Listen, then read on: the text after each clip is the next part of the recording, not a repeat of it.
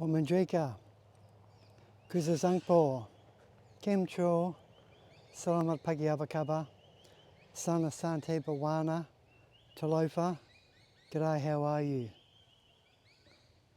Welcome to my second episode of a three-part series talking about Wurundjeri stories.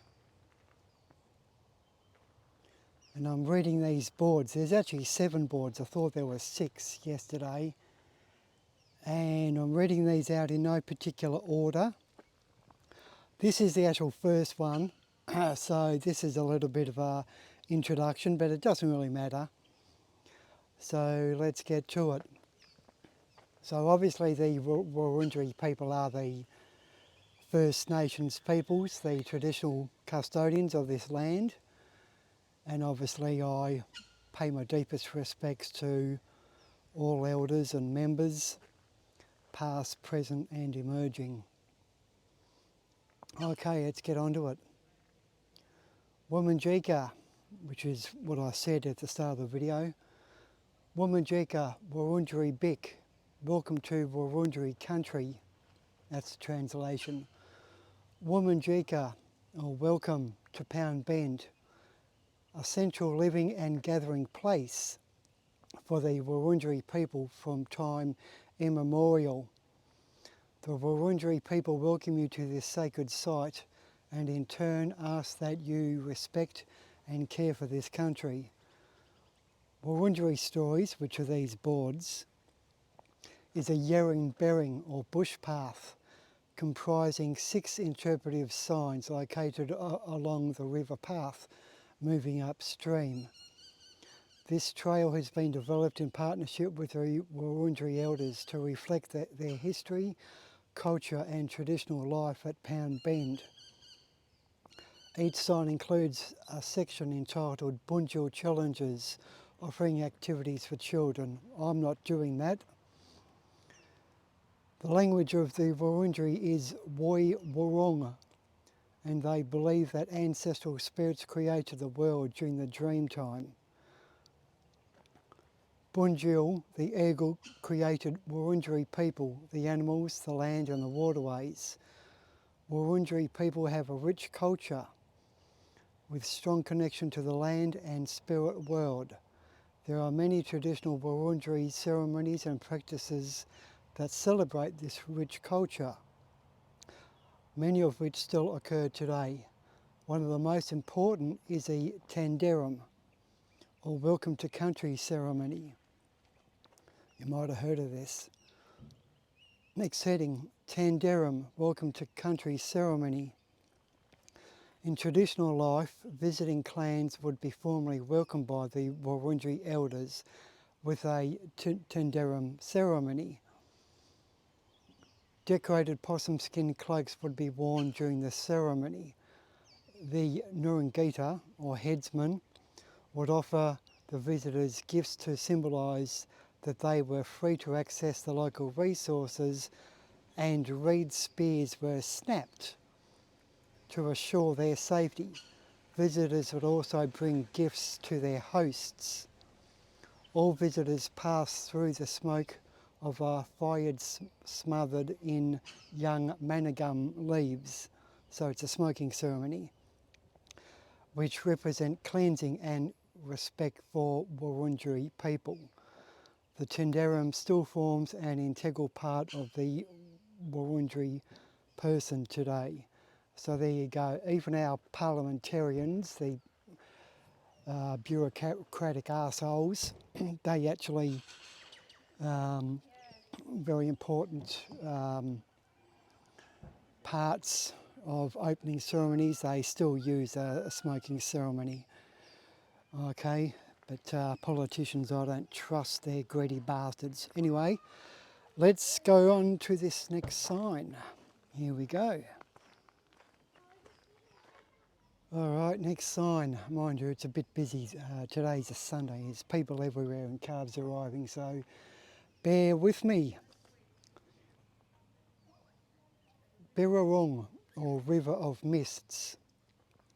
Wurundjeri people call the Yarra River Birrarung, meaning River of Mists. and it marks the centre of Wurundjeri country. Unlike today where the river marks a township boundary, Wurundjeri people saw it as the centrepiece, accessing both sides of the river, often by felling a large gum tree to act as a bridge across the water. The bark of large gum trees were cut from the trunk and shaped into canoes, such that they could fish, hunt and travel along the river with ease. A place of plenty. The Burrung at Pound Bend offered an abundance of fish, eel and yabbies, which in their traditional dialect is duat, ik and duyung, fish, elk and yabbies. Woven eel traps were set at river confluences. Deep river estuaries were excavated for breeding fish, and rapids were extended to increase freshwater mussel yields. Evidence of this ancient fishing techniques can still be found along the Birrarung today. With the abundance of natural resources provided by the Birrarung and surrounding wetlands, it took only 2 hours of work a day to feed a family. Wow. The remainder of the day was spent on cultural, spiritual, educational and recreational pursuits. Wow, so it only took 2 hours to gather their food. That's really interesting. River of Change. Since European arrival, the Birrarung landscape has changed dramatically, primarily due to increased population, farming and gold mining. These changes have a profound impact on the Wurundjeri people and their ability to live a traditional land-based lifestyle. By 1870, when the Pound Bend Tunnel was excavated at the site, traditional Wurundjeri life along the Birrarung has been entirely lost. And that's so true since cattle came here, and especially gold mining. Behind me is a tunnel which they blasted through, and it just totally changed the landscape. And added to that, they pushed out the traditional custodians of the land. Really, really shocking, disgraceful behaviour by a white man. All right, let's go on to the next sign. Okay, so here's the third sign.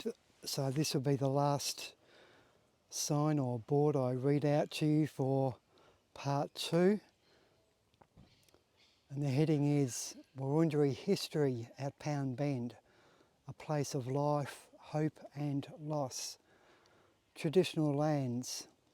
Pound Bend was a popular Wurundjeri site for conducting ceremony, trading, fishing and hunting, and is positioned between the thriving eel estuaries of Bolin Bolin Billabong and a sacred women's site in Wonga Park. The site falls along the Yarra Valley Songline route, which is a series of marker trees, bound or scarred, that acted as signposts for travellers. Song lyrics were created to assist in recalling landmarks between the marker trees, a practice known as singing country. There are a number of significant marker trees throughout the Wurundjeri Gorge region. And I saw one just down here, although I think it was a bit of a plate which they dug out using the bark. But there are trees scarred by this. Next heading, Aboriginal Reserve at Pound Bend. European arrival represented a period of mass genocide, new diseases and loss of land for the Wurundjeri people, and by 1828 only 10% of their population remained. In 1841, Wurundjeri Ngurungita, or the headsman, Bill Berry welcomed Aboriginal protector William Thomas onto Wurundjeri country, where he negotiated that a section of land be set aside for his people.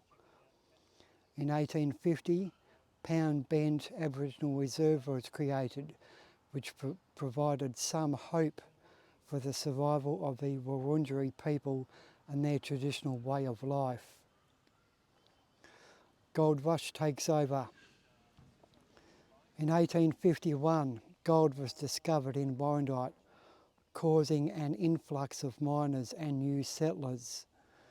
Within 1 year, the Aboriginal Reserve being created, traditional life had become impossible at Pound Bend. The new Ngurungaeta, Simon Wonga, realised that in order for his people to survive, he would need to learn more about white man's way and secure employment for his people on local farms. The last Gayip or corroboree. In 1852, the Wurundjeri people were formally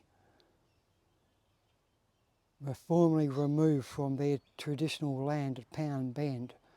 Simon Wonga organised the last great inter-clan Gayip, or special gathering, with neighbouring clans of the Kulin Nation, where they conducted ceremony and played games. This event marked the end of the traditional Wurundjeri life. It did not mark the end of the Wurundjeri people. That's a really kick in the balls, that is. All right. Hope you enjoyed part 2, and I'll create part 3 now. So this is the end of part 2. Hope you enjoyed it and you are learning a lot. Be good, be safe, and I'll talk to you guys and girls later. See ya.